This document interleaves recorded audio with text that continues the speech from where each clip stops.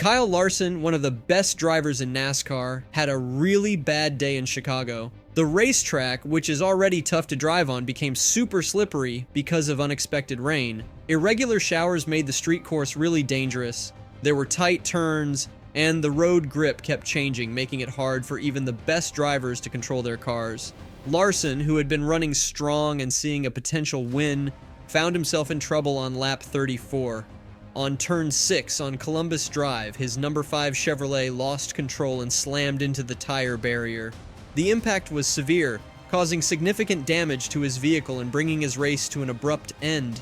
In the aftermath of the crash, Larson reflected on the difficult conditions that led to his misfortune. It's slick, hard to really just get accelerated more than anything. Under braking felt fine until, it didn't.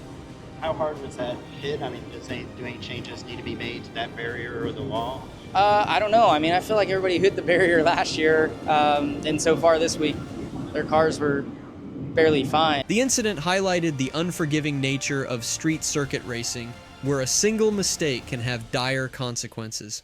Larson's crash not only ended his day, but also served as a reminder of the fine line between success and failure in motorsport. But Larson wasn't the only high-profile casualty of the day. Shane Van Gisbergen, fresh off his victory in the previous day's Xfinity Series race, also fell victim to the treacherous conditions. On lap 25, Van Gisbergen's hopes for a weekend sweep were dashed when his number 16 Chevy collided with Chase Briscoe's number 14 Ford, sending him into the right wall and out of contention. Van Gisbergen, visibly disappointed, shared his thoughts on the incident. Yeah, it's gutting, The Torsinux Camaro was really good, and I don't know, I felt like I was driving well within myself the whole race, under control, and yeah, that restart I looked behind into 6, and I had a decent gap behind me, so I just turned in, and then, yeah, took me by surprise, really. Is there anything you think that you could have done differently in that situation, or is it just really slick and stack up? Yeah, I'm not looking at it now, of course, but yeah, I don't know. Physical things okay on that restart for you? Well, it was tough, but as soon as you got out of the wheel tracks of the car ahead, you could see, so it was fine. There was a bit of standing water, but after 2 laps, it would have been ready to go, so yeah, but I guess now this is probably a bit too heavy, but the conditions we were racing in were good. The crashes involving Larson and Van Gisbergen were just 2 of the many incidents that punctuated a race filled with twists and turns. The unpredictable weather played a significant role, forcing teams to constantly adjust their strategies and make crucial decisions about tire choices. As the rain continued to fall, drivers found themselves grappling with reduced tire grip and an increased risk of skidding. The importance of pit strategies became paramount, with teams trying to find the perfect balance between speed and safety in the challenging conditions. Despite the setback, Larson's championship outlook remains strong. With 3 victories already under his belt and a leading position in the driver rankings, he maintains a solid footing in the NASCAR Cup Series. The mechanical malfunction in Chicago, while disappointing, is unlikely to derail his championship bid. Larson's team is now focusing on refining their performance and ensuring mechanical reliability as they look ahead to the upcoming races. The incident has only served to highlight Larson's skill and resolve, as he remains determined to bounce back and continue his pursuit of the championship. Meanwhile, the race also saw its fair share of surprises and controversies. Alex Bowman emerged as the unexpected victor, breaking an 80-race winless drought and securing his spot in the Cup Series playoffs. Bowman's win came after a gutsy decision to stay out on older wet tires on a damp track, a move that ultimately paid off. However, Bowman's victory was not without controversy. During the race, he made contact with Bubba Wallace, spinning him out on lap 25. The incident led to post-race tensions, with Wallace door-slamming Bowman after the checkered flag fell. NASCAR officials are now investigating the incident to determine if any punitive actions are necessary. Bowman, acknowledging his mistake, said, "Yeah, I'd do that too. I ruined his day. We had a really, the restart was chaotic. I just made every wrong decision I possibly could, and I was fighting with my windshield wiper switch, trying to get the thing working, and I couldn't get it working, and I was focused on that, missed the corner, and cleaned him out." The race also saw challenges for other expected contenders. Christopher Bell, who had dominated the race on pace for the 2nd year in a row, found himself facing a potential no-win strategic scenario before getting caught up in a crash while trying to make his way through the field. The impact of the rain on the race dynamics cannot be overstated. NASCAR was forced to shorten the race from 75 laps to whatever number could be completed by 8:20 p.m. local time. This decision added another layer of complexity to an already challenging event, forcing teams to adapt their strategies on the fly. Looking back at the Xfinity Series race the day before, Larson had finished third behind Van Gisbergen and Ty Gibbs. Reflecting on that race, Larson said, Yeah, I was having a blast there early. He was obviously way faster than me, and I think he was having fun just playing with me. So it was I wanted to use this race to learn, and I wanted to take the first opportunity I got to battle him. This experience in the Xfinity race had given Larson confidence for the Cup Series event. He had stated, "I think my car is much more competitively matched to his car for tomorrow." And others too. "I think my car is really good. I feel like in 5 and in 9 all the way to 11. That gives me confidence for tomorrow." Unfortunately, the wet conditions and the unforgiving nature of the street circuit had other plans for both Larson and Van Gisbergen. Looking ahead, the future of the Chicago street race remains a topic of discussion.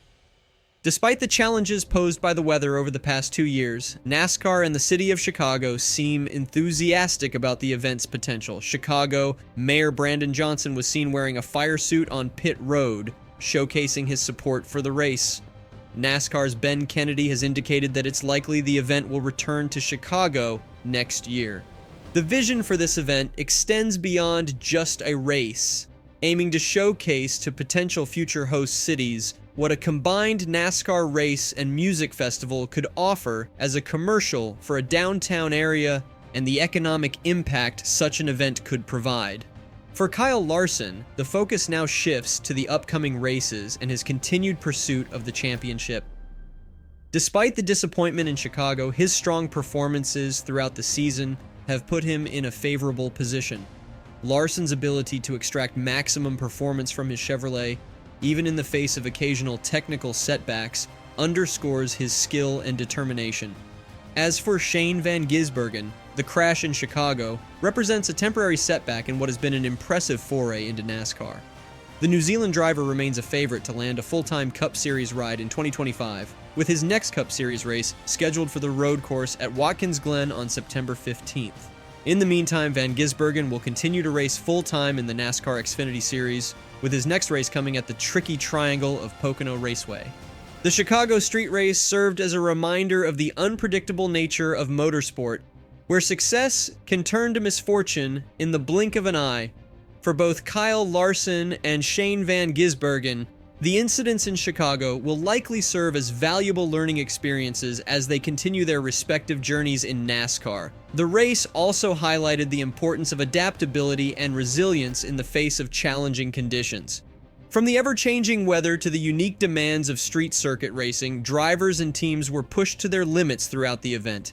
As the NASCAR season progresses, all eyes will be on Kyle Larson to see how he bounces back from this setback.